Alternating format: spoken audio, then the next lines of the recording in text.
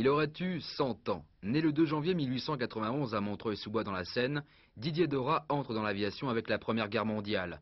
Il en sortira pilote avec 8 citations. Après l'armistice, il rencontre un certain Pierre-Georges Latécoère, obsédé par un pari audacieux, créer une ligne aérienne Toulouse-Buenos Aires. Le premier tour d'hélice le porte à Barcelone. En 1919, la ligne est née. En 1927, elle devient l'Aéropostale et avec une poigne d'acier, Dorat façonne ses pilotes à une règle essentielle, la régularité. On le dit intraitable et dur, ceux qui l'ont approché dans l'intimité ont une autre vision des choses. C'était un homme qui était très tendre en fait, une personnalité faite de multiples facettes et principalement une grande tendresse en fait au fond de lui-même et une certaine timidité qu'il masquait par cette autorité qui était nécessaire à la ligne.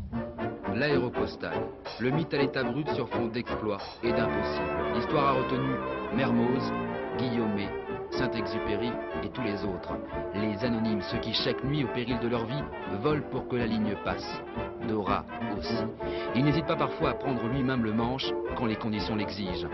Piloter une passion qui ne le quittera jamais, même pendant la retraite, où il livre à Éole, le dieu du vent, son propre petit-fils.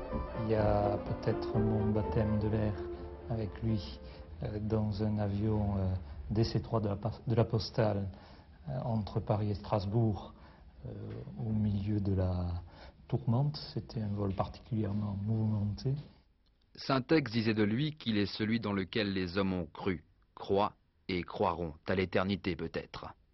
Un homme s'en est allé loin de la terre, mais son regard est toujours fixé là-haut, vers le ciel.